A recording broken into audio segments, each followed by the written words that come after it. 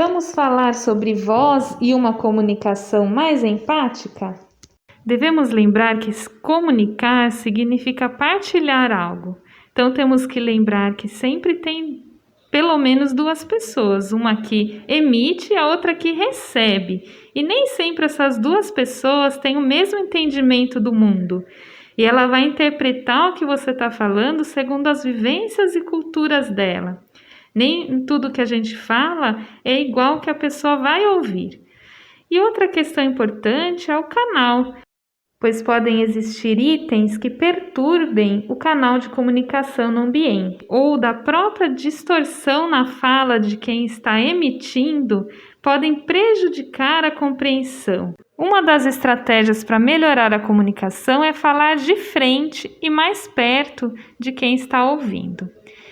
Evitar distrações, se concentrar no que está falando, né? Não falar escrevendo ou olhando para o celular, por exemplo.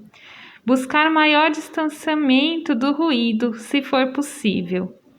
E sempre procurar respirar antes de falar, articular, mexer bem a boca e a língua para a fala sair menos distorcida.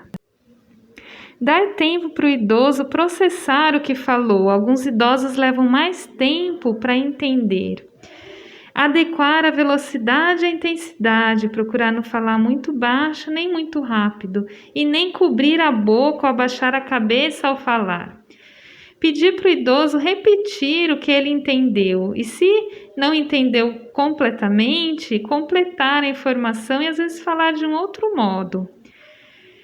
E quando necessário, a gente pode até usar gestos, demonstrações de como fazer, figuras que facilitem o entendimento, ou mesmo escrever para ele lembrar em casa. Uma coisa importante é tratar o idoso com respeito e evitar expressões que infantilizem o idoso. Bonitinho, mãozinha. Falar com o idoso e não do idoso, sempre que possível, perguntar para o idoso e não para o cuidador.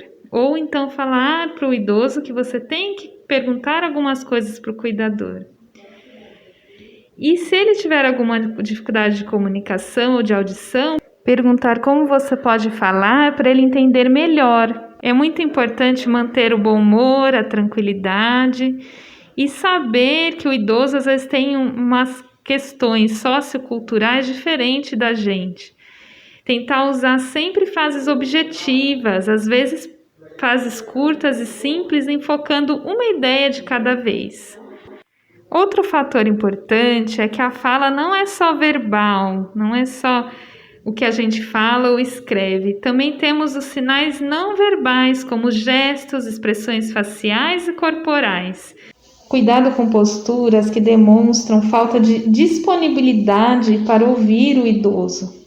Como cruzar os braços, as pernas, estar com a musculatura retraída, não ter contato de olhar ou estar desconcentrado no que o idoso está falando. O tom de voz também é muito importante. Às vezes o jeito que a gente fala pode passar uma impressão de autoritarismo, uma impressão que você está irritado, às vezes só com relação ao tom de voz. Uma frase com entonação mais aguda no final, entre por aqui, é mais receptiva do que uma entonação grave no final, entre aqui. Outra questão é observar a pessoa, o idoso que está te ouvindo. O que ele demonstra ao falar e corporalmente é compatível? Às vezes a pessoa fala uma coisa, mas está sentindo outra. Então, ficar atento também aos sinais não verbais que o idoso pode nos mostrar. Muitas vezes na relação terapeuta, médico, paciente, a gente tem questões de hierarquia, de pensar em que o profissional detém o conhecimento e o idoso vai absorver aquele conhecimento e fazer conforme a gente está orientando. Esse tipo de relação pode dificultar a formação do vínculo entre o profissional e o idoso e até bloquear a expressão honesta do entendimento da mensagem. Às vezes o idoso pode concordar e no não fazer o que você está orientando, ou pode falar que está fazendo e não fazer por um medo ou uma dificuldade de ser honesto nessa relação criada. Então é muito importante a gente não julgar, estar aberto também a ouvir o idoso e dar essa abertura para que ele também se expresse e fale por que de repente não está seguindo a orientação. Outra coisa importante é a educação em saúde. Apenas passar a informação é complicado, a gente tem que adequar a nossa forma de falar. Evitar expressões muito técnicas que pode dificultar a compreensão do idoso. Porque mudar hábitos envolve numa aprendizagem, então nós precisamos ter noções de como educar, de como passar a informação de modo a modificar o comportamento do idoso, com ele compreendendo e assimilando aquilo que a gente está falando. Outra dica é evitar falar o que não é para fazer. Por exemplo, você não deve tomar água de noite. A pessoa às vezes vai enfatizar o não tomar água e pode generalizar e não achar que não deve tomar água. Então você pode falar de uma outra forma, o que ela deve fazer. Então você tem que tomar água ao longo do dia e quando chegar à noite, reduzir e até parar o consumo de água para poder não levantar tanto de noite para urinar.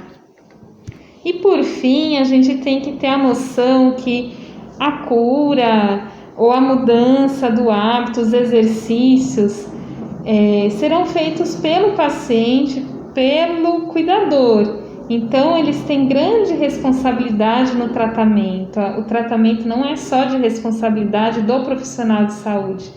Nós somos como uma ponte que vai ajudar aquela pessoa a transformar os seus hábitos, a mudar a sua forma de se cuidar e entender que aquilo é bom para a saúde dela. Então, tem que ter essa corresponsabilidade. E muitas vezes a gente precisa da ajuda de outros profissionais e trabalhar em equipe para ajudar aquele idoso.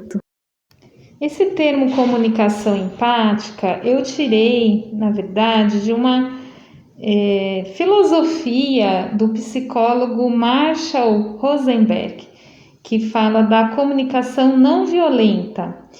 É muito interessante quem puder pesquisar para todos os aspectos da nossa vida. Eu tirei algumas questões que ele aborda para a gente refletir. O Marshall fala que as nossas relações de comunicação são muito violentas. Nós estamos muito acostumados a julgar, a comparar, a classificar em certo, errado, bom ou mal, melhor ou pior. Isso dificulta muito a nossa comunicação honesta conosco mesmo e com as pessoas ao nosso redor.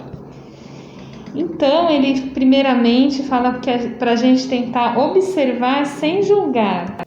E quando houver um conflito na comunicação, um mal-estar, quando a gente está se comunicando com o nosso idoso, a gente tem que analisar por que a gente está sentindo aquele incômodo. Que necessidade a gente tem naquela relação terapeuta-paciente que isso trouxe à tona.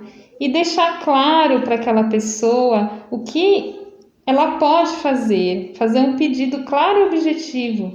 Por exemplo, a pessoa que não se organiza com relação aos exercícios, à rotina, aos medicamentos.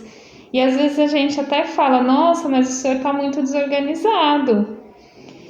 Isso pode ficar vazio e até romper uma confiança que aquele idoso tem no tratamento.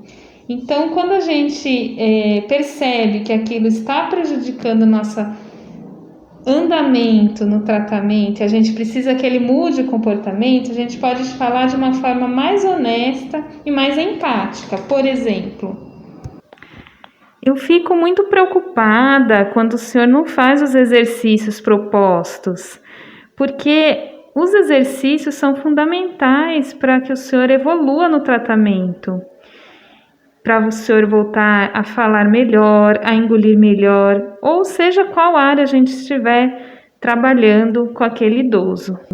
Então, dessa forma, a gente cria uma relação maior de vínculo e confiança e deixa claro o que ele precisa fazer para que o tratamento evolua. Algo importante também é incentivar as mudanças de hábitos, incentivar a adesão ao tratamento, mas não de uma forma vazia, né? Por exemplo, o senhor está de parabéns, mas enfatizando o que o idoso está fazendo, que está contribuindo para a sua melhora e mostrando a nossa satisfação e até gratidão. Por exemplo, fico muito feliz e orgulhosa pelo senhor ter conseguido fazer os exercícios todo dia. Então, dessa forma, a gente também incentiva essa troca e esse relacionamento empático. Então, concluindo, espero que essas dicas possam ajudar a termos uma comunicação de maior empatia e menos violência conosco mesmo e com as pessoas que nós atendemos e nos relacionamos. Um grande abraço a todos!